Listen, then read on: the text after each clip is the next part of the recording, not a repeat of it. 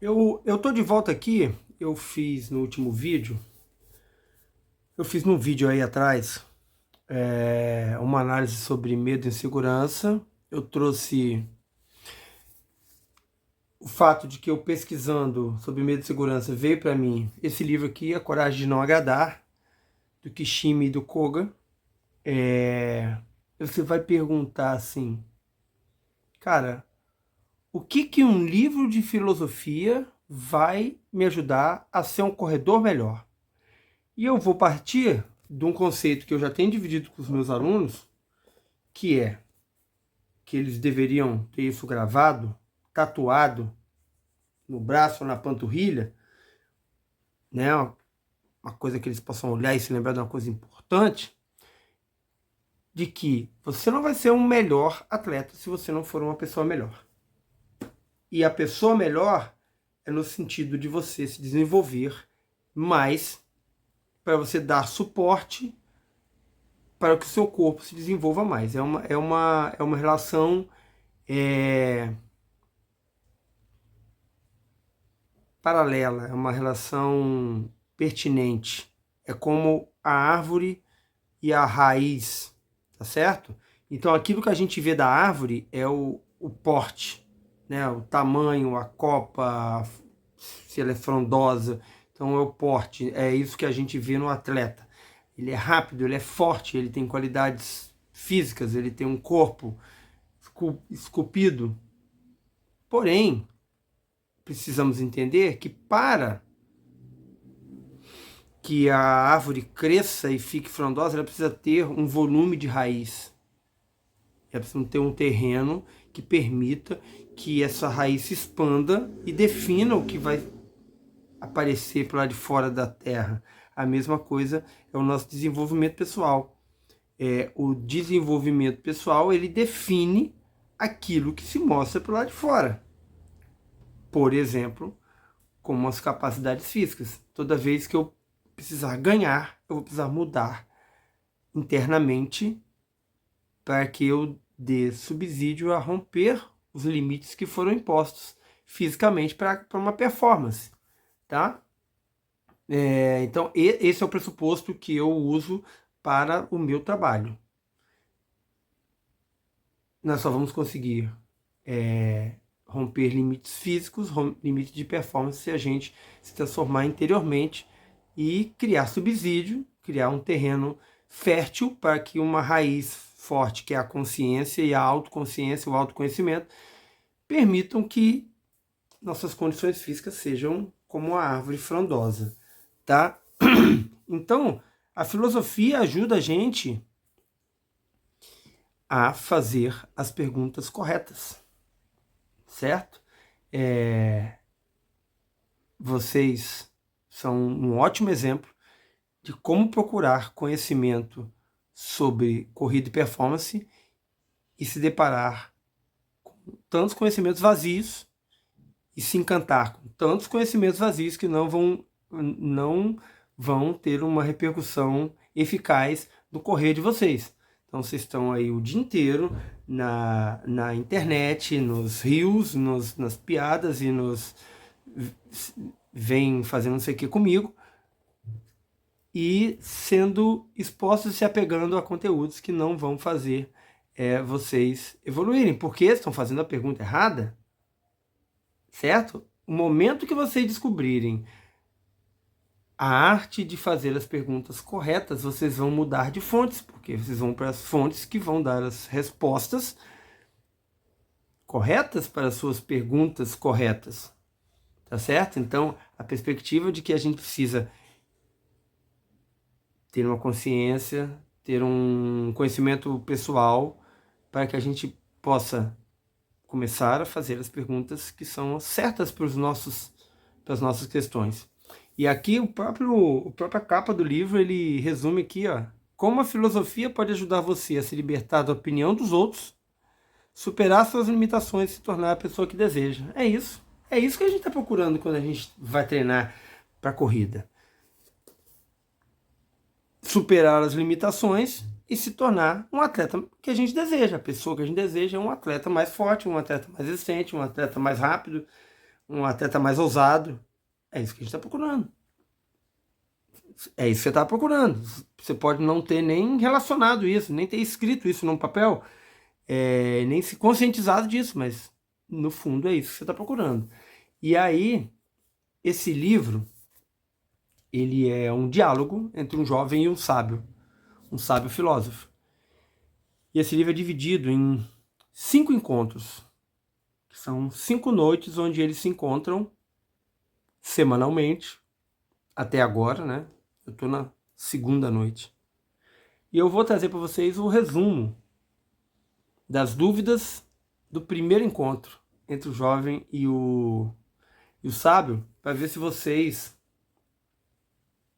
se interessam, se vocês se reconhecem, se vocês... Ah, não, tem um amigo meu que tem uma visão de mundo parecida com essa. E sem enrolar muito, vamos lá. Cinco inseguranças e dúvidas que o jovem tinha na sua primeira noite de discussão com o sábio. Então, a primeira inquietação: a minha vida não tem valor, eu não sou especial. O jovem acredita que a sua existência é comum, sem impacto, ele se sente sem propósito e insignificante diante dos outros. Essa é um sentimento muito comum e às vezes é uma postura diante do mundo muito comum, visto que a gente também é empurrado para esse tipo de posicionamento. Já falei em outros vídeos, a gente tem culturalmente, desde os anos 60, um impulso a ser menos individual para poder se encaixar em grupos, em tribos, pertencer a alguma coisa grande. E para isso, sob a diminuição do caráter individual. Não que você não possa participar de grupos, mas se você for individual, se você tiver um caráter individual, vai ser muito mais difícil gerenciar esses grupos. Então, quem tem interesse em uso desses grupos, ele precisa de pessoas que não sejam tão individuais, não tenham tantos caráteres individuais e consigam se esconder ali dentro do objetivo de grupo. Então, esse valor individual ele está sendo apagado culturalmente. E isso gera uma repercussão emocional, uma repercussão intelectual e uma repercussão física. A gente tem muitos esportes que não se superam há muitos anos, né? A gente tem um percentual de adeptos de esportes que não vivem a superação física e a superação esportiva é muito grande esse percentual. Então, esse é um ponto da gente pensar que é o valor individual, tá? Segunda inquietação: não posso mudar quem eu sou. É a síndrome da Gabriela. Ele carrega a crença de que o passado o moldou de forma definitiva. Os acontecimentos, os traumas, as repercussões, as rejeições e os fracassos definiram quem ele é hoje. Então, todos os primeiros acontecimentos da vida vão definir quem a pessoa é para o resto da vida e ela vai ficar aprisionada àquele passado ali. Essa é uma insegurança do jovem. A terceira insegurança: as pessoas me julgam e isso me limita. A insegurança do jovem é amplificada pela preocupação constante com o que os outros pensam.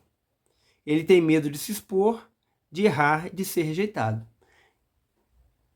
Isso tem relação lá com o primeiro medo que eu falei, que é a questão da individualidade. Então, quando a gente submete a nossa individualidade ao valor externo, ao valor da opinião externa, a gente está cada vez mais achatando o nosso eu, e a gente tem uma crise tanto de identidade como de valor próprio, tá? quarta insegurança, a felicidade era para poucos privilegiados. A felicidade é para poucos privilegiados. Ele demonstra uma visão fatalista, achando que ser feliz é algo que depende de sorte ou de circunstâncias externas, não de escolhas internas. Então, entrega a felicidade à sorte, à predestinação, tá? E ao resultado dos acontecimentos prévios do passado. E, finalmente, a quinta inquietação é: não tenho controle sobre a minha vida. O jovem se vê como vítima dos outros, das expectativas sociais, das injustiças e, principalmente, do próprio passado. E de maneira como que tudo isso influencia no futuro dele, ele não tem controle, ele não tem escolha, ele não tem, assim como ter ações propositivas e eficazes para um problema que ele já detectou lá atrás, que é: eu não posso mudar quem eu sou, porque ele acredita que quem ele é já está determinado, tá certo? Então essas são as principais inseguranças que são colocadas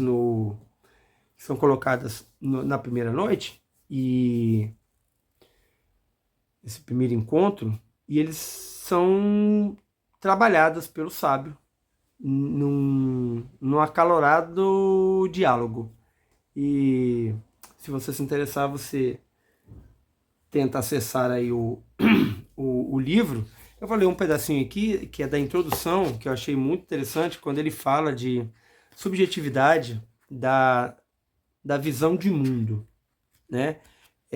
Que a gente, às vezes, pensa que é objetivo olhar o mundo, que o mundo é estático, que os valores já estão postos e determinados, mas a filosofia vem trazer que a visão de mundo é uma visão sempre subjetiva, e ela é condicionada por várias condicionantes. Ele vai usar aqui uma comparação com o seguinte. Quer ver? Ele fala assim: não vivemos no mundo objetivo, mas em um mundo subjetivo ao qual cada um de nós dá sentido. O mundo que você vê é diferente daquele que eu vejo e impossível de compartilhar com qualquer pessoa. E essa é uma grande ilusão que a gente vive, como se a gente pudesse compartilhar a nossa visão. E como se, quando alguém compartilha a sua visão, que você pudesse viver a visão do outro. E isso é impossível, porque é sempre uma visão subjetiva. E se você deixa de ter a sua visão subjetiva, você vai submeter isso à visão dos outros. O jovem questiona como isso é possível. Você e eu estamos vivendo no mesmo país, na mesma época, e estamos vendo as mesmas coisas. E ao que o filósofo responde: sim, mas preste atenção, você já bebeu água que acabou de ser tirada de um poço? O jovem falou assim: sim, faz muito tempo havia um poço na casa da minha avó no interior. Eu lembro que gostava de beber aquela água fresquinha nos dias quentes de verão. O filósofo retoma: você já deve saber que a água de poço permanece praticamente o ano inteiro na mesma temperatura, 18 graus. Mas quando você bebe a água no verão, ela parece fresca. Já quando bebe a água no inverno, ela parece morna, embora seja a mesma água aos mesmos 18 graus que marca o termômetro. Sua sensação varia de acordo com a estação do ano.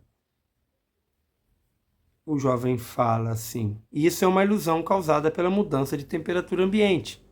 E o filósofo: não é uma ilusão. Para você, naquele momento, o frescor ou calor da água é um fato inegável. É isso que significa viver em um mundo subjetivo. A maneira como vemos as coisas é tudo. Neste momento, o mundo lhe parece um caos complicado e misterioso. Mas se você puder mudar o seu modo de pensar, ele parecerá simples.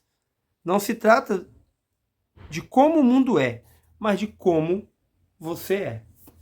Então, segundo essa filosofia, se você muda a maneira como você percebe as coisas, se você muda a maneira como você conta essa história para você mesmo, você consegue mudar a sua percepção subjetiva de todo o processo. Então, o convite é: olhe para si, tire o máximo de si e passe a olhar o mundo a partir do seu ponto de vista subjetivo. Crie uma narrativa que contemple a sua coragem e que contemple a sua segurança. Essa é a saída dessas dúvidas e inseguranças aí do jovem. É claro que isso está bem resumido, mas se você tiver acesso à obra, você vai poder ter você vai poder reproduzir dentro de você uma discussão